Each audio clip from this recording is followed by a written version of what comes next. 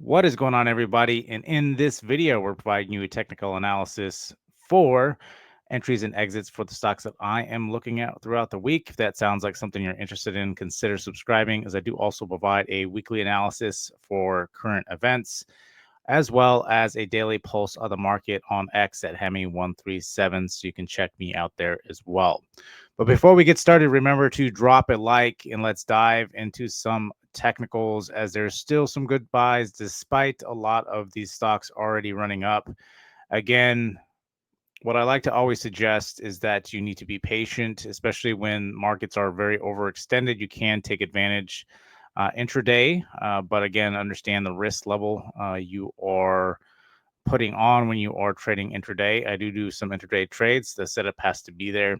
Again, it depends on your plan. This is why we go over options expiration or expected moves, because you have to understand what they're pricing in so you don't essentially end up in a bad position. So depending on what you're looking at, it's always good to have a plan, know what tools to use in your plan, whether that is options, equities, futures, or whatever the case is. If even if you're in crypto, just make sure that you always have a plan for your entries and exits. If you're a long-term investor, you can still use this strategy.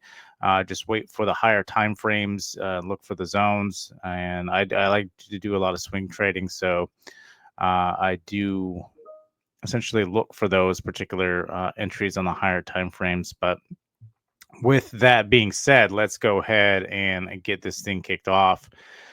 So for SPX, I've stated this before, we finally broke and retested. That's what we're looking at this week. We did successfully retest. Now we're attempting to try to break all-time highs again. One thing I do want to watch this week, it's going to be a low volume week because it is Thanksgiving. I want to see if we can hold an all-time high. My concern is that we're going to continue to float around this range to the beginning of the year. And then at that point, I think we may roll over and attempt to probably test some of these other levels at the 57.34 and potentially down here at the 56. Again, if we break that, that could be concerning. I think a lot of news is going to be offloading in the new year. So just be prepared for that. Again, we've gone absolutely parabolic since we paused last year, and then the market really hasn't stopped since that point. At least the Mag 7 have not. The rest of the market's been kind of left behind. So we'll see how we do here. But again, ultimately, what we're looking at is this current level at the, again, we need to break this 60.17 right now is the new all-time high. So we need to see if we can break that this week. There is a lot of sentiment around what's currently going on with the market in general, just the global tensions right now. So again, understand if anything happens domestically, that can dramatically change any kind of technicals you're looking at. So with that being said, let's take a look at the higher time frames here. As you can see, since October of last year, we've pretty much been parabolic. That's been the pause. I've talked about this going into this move, that's what it would be. That as soon as we pause, the market would rally off of that, essentially because of hopium, and that things are starting to turn around. I talk about this move all the time as well. This 34.91 is essentially right after a major Powell event. Essentially dropped about 100 points within those 2 days, and then it shot up essentially ever since. It's recovered since then. And I talk about this all the time. Essentially, institutions will always be based around some major event, and then again, strategic planning. Pause was here, and then the market just rallied from there. Again, you have to understand the events, try to capture if the market starts selling off. Again, we've been pumping 90 trillion. Essentially, the market cap also came off, or not the market cap, but essentially the debt ceiling came off, and 90 trillion is being spent ever since this move has essentially gone up, because this is one of the most historic moves we've ever seen. As you've noticed, there's hardly any red candles in there. But again, I'm expecting more. So when we start coming into this,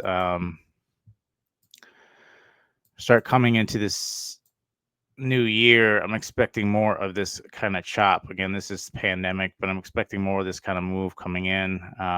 especially when we start messing with rates and the potential news that is dropping, I could see some sort of correction. Again, 42% correction is the normal correction. 42% to price in a recession, which would put us all the way back down to pandemic levels. If that was the case, that would be a massive move.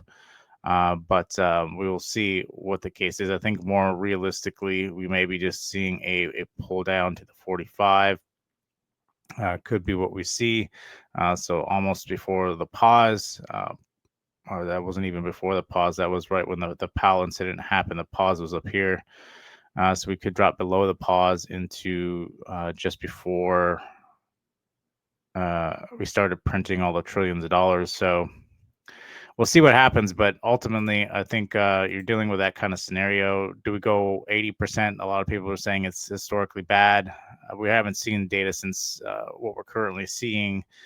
80% would be atrocious in from this. 80% would bring us way lower. I think we have too much controls in place to drop as much as we did. 80% would be way down here. That would be absolutely massive. That's a complete crash if that happened.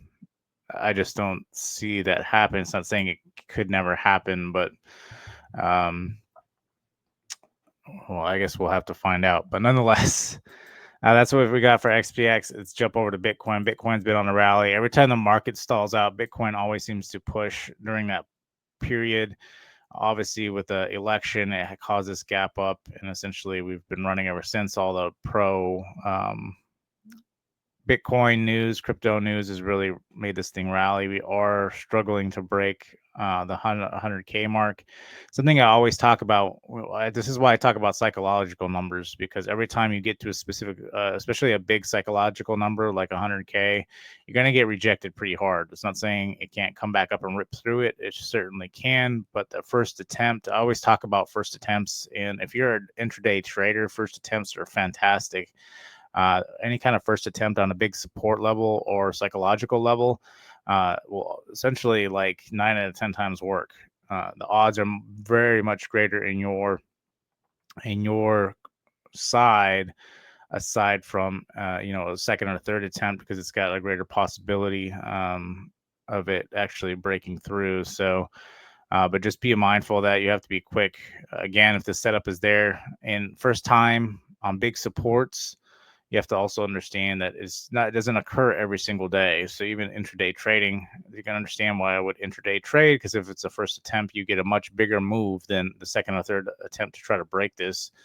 So just keep that in mind. But again, we'll have to see. Again, there's a lot of momentum. You've already come up from 16K. To think we'll go much higher, I think you're really pressing the limits at this point. I think what we could potentially see is just a Bitcoin kind of floating around this level until the market turns over, and then it goes down with it. How far down that corrects, I think it'll only be a partial fall for Bitcoin.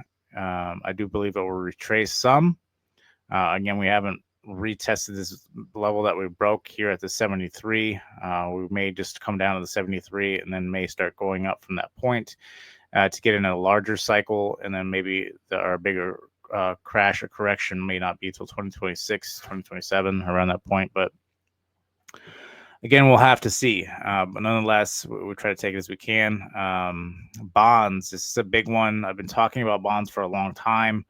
This move will eventually come. I think January may be the month. If we relate this back to 2027 and 2028, or 2007, 2008, excuse me, that point is lining up much like we did. January of 2008 is when we started panic rate cutting, because you have to understand there's bigger gaps between when you're scheduled monetary policy.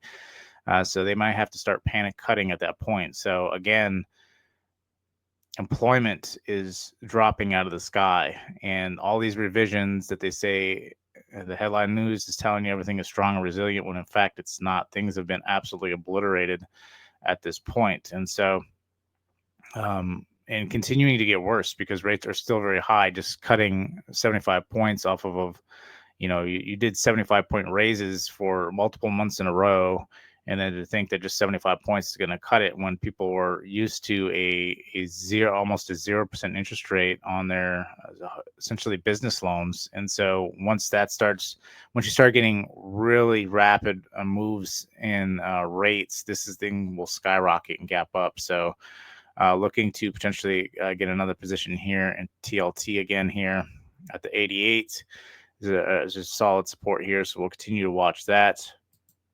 Gold looks like it broke the trend and retesting here. See if it gets a hard rejection at 250 and then starts selling back off heavily, at least correcting at least majority of this move here. Again, you have to understand a lot of these are parabolic because there's too much. As you can see it really clear here on the weekly, at least 75% of the move. So I would expect it to at least potentially come down here to the 210 area. We'll see if that's true or not, and then start consolidating like it's done for many years. Again, with all the uncertainty and the global tensions, we'll have to see how that plays out. Tesla absolutely, since the election, has gone parabolic. At this point, we'll have to see if it can break this 260 mark. Again, I think this thing will retrace some. I think this will get potentially, I think it would be lucky for it to get below the 300. Even if the market turns over, it may even gap fill here. Typically, the market does gap fill these massive gaps like this. We may be able to see 250 again at some point. Maybe even down to the lower 200s. But again, I think it'll be very short-lived. With all the stuff going on with Tesla. Again, if anything does happen with Elon, you have to keep that in mind, especially the current position he's putting himself in is essentially gaining a lot of enemies. So, so we'll see if we can break here. Otherwise, I think we're going to float back down here around the 314 here.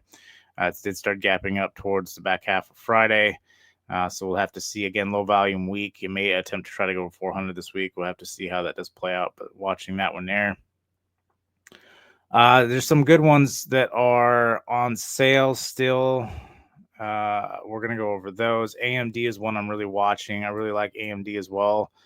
At a pretty solid support here around the 132 mark here. It's consolidating, so looking to take position in this. Again, it could sell off even more. A lot of these positions, you have to understand, they couldn't sell off even more. This could even potentially drop down here to the 110 mark. It does look like a massive bull flag here. So we'll see. As you can see, a massive bull flag built up before it blew up here. So that's what we're kind of seeing, the consolidation here. Won't be surprised if it drops down a little lower, like I said, to the 109 mark. As long as you're prepared to be able to handle that and you're not trying to make quick profits off this, I think this could build up to be very good as well. So putting in a position for AMD, I really do like AMD this week. Celsius is still a great buy, still consolidating nicely here. I do like that. So I've been buying Celsius here. ELF is another one. It started to do some recovery. We'll see if this does get rejected and start coming back down. My only concern with ELF is that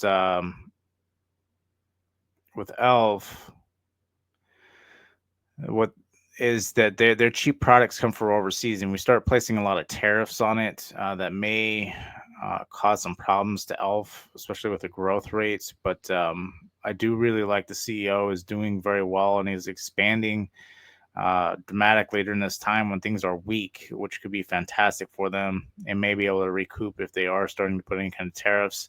Again, none of that is cemented in place yet, but it is used for discussion. So we'll see what happens there. But I'm looking for this to potentially come back down. I think anything around the 100 mark, you have to be prepared. This thing can drop below 100. So as long as you're prepared for that, you should be fine there. But I really like ELF as well. I think it's another good buy. I talk about this one as well, Portillo's. Again, I really like this one as far as like just a restaurant business. I don't really like to go into restaurant businesses. It's the first one I really like, but if they're expanding as well, I think right now it's good consolidation time when they're essentially bouncing between this $13 mark and the $9.60 mark. Drop this back to the daily. So there is support here, but could potentially watch for support here. Again, this is a longer, more of an investment. So my strategy for this one is more of a 5 to 10 for this particular investment. Again, it's not one of my larger investments. Larger investments are typically longer swings, and so I'm looking at more established companies, but I do really like Portillo's moving forward. Then we do have Walgreens. Walgreens is at a very interesting state. Again, with a lot of the backlashes occurred from Walgreens, it's still a great company. They still have essentially their earnings and stuff are still good. So again, to think that they're just going to go straight into bankruptcy, again, they're paying one of the highest payouts for dividend. If they can actually start doing buybacks or something with that dividend, I think this thing could actually start recovering rapidly. And so I've been accumulating as much as I can around anything below this $8 mark. Have been accumulating anywhere in this area in the larger time frame. It's been kind of playing between this 918 and this 830. So I'm really accumulating a lot here. I think we could recover a lot of this. Again, this thing was up almost $100 at one point. I think we could at least potentially recover up to this point here, at least to the $60 mark. I think is a strong possibility. Just off the given, the current market sentiment is going to flip, and I think this is really going to start tearing back up in itself. Will we see 100? I think you could potentially see 100. It's been around for a long time. You still have one of the largest working classes in history going into retirement. They're going to need a lot of medication. They're used to going to Walgreens. So we'll watch and see. I can see the use case for Hims as well, but especially with the younger generation. But again, I think this one still's got a good play in it, at least for the next couple of years. So that's what I'm trying to capitalize on there. So I do like that one as well. Moving forward. Then let's take a look at one of our regulars just to try to get a pulse. Is BA. BA still very much in that descending wedge, which I have another play with a massive descending wedge as well. But BA still massive descendant. I don't like the company. If you're going purely off of technicals and government backstop, although that may change in the future here with the current administration. But again, right now could be a huge play here with BA that could potentially maybe rip up to the 219 mark from where it's currently sitting at. So almost a double on what it is right now. That's something to watch there. But again, the current administration, it's hard to really say if that's going to even make any kind of recovery, I'll be honest. Let's look at JP Morgan again, kind of topping out here into price discovery. It's getting back into price discovery mode as long as it can hold above here, the 247. Then it can continue the price discovery mode. Otherwise, this may continue to chop, much like the market. We may just start chopping in between here and then gap fill this. Once all that news starts unwinding, it could very well do that. I'm not saying it will, but it very well could. Again, this thing is just like the market. You have to understand how important banks are. Again, you can see how the market plays out just because of how the bank has been moving. And as you can see here, there's hardly any red candles in here. Everything's been bought up on these little small dips, just wicks straight up. So again, you can't go parabolic. That's looking for 75% correction. Will put us back down at with a 150. So losing about $100 on JP Morgan, I think, is a strong possibility. As you can see, like here, these massive corrections because you're going parabolic. I think you're going to see another massive correction here in the short-term future. And then we have one more. We have, let me see if I can find it on here. We have one more that is Nike. I brought this one up before. But this massive ascending or descending wedge does pay a dividend. It's not a huge dividend, but again, a very, very well-known brand. You could still even make $100. I think this will easily recover back to its previous all-time highs moving forward. I think it's a great brand to have in your portfolio. This would be more of a long-term hold for the next 5 to 10 years kind of thing. Much like the restaurant Portobello's as well that I had mentioned before. I think if you are willing to, if you're much more of an investor, I think this would be a fantastic buy, especially at the current price of 77. I think not only will you get the dividend, you'll also recover at least potentially 100 points off that. So that could be another one to look at and keep under the radar. So with all that being said, that is currently what I got. I can mention Oxy again. I think Oxy, it is holding support here at the $50 mark. I think oil will make a run back to the hundreds, so that could be one to watch as well. But that's something that we can keep on your radar as well. But that's everything I have for today. If you did enjoy this video, please drop a like, and I will see you guys on the next one.